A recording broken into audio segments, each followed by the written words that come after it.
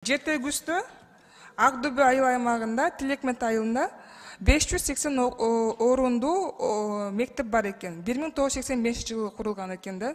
Бүгүнкү күнү бул мектеп электр энергиясы менен жылууланат экен, бирок тилекке каршы электр лимитин жетишпегендиктен мектеп такыр эле жылыбайт экен да.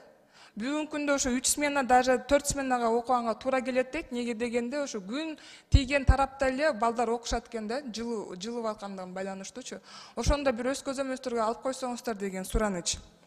Анан мынакей азыр эшиктин артынан дагы медиктер менен кан тапшырып атпайсызбы? Ошолор да суранып кетишти да. Сиздерге бир чоң кайрылуу менен кайрылат элем. Буга чейин да бул маселени көтөрдүк элек. Ординаторлордун айык маянасы, ошол эле биздин врачтардын маянасы да. Бүгүнкү күндө врачтар 20 миңден 30 миңге чейин алышат экен колуначы. Ординаторлор 5 миңден 9 миңге чейин алат экен десек, тилекке каршы жазып атышат көптөгөн ординаторлор.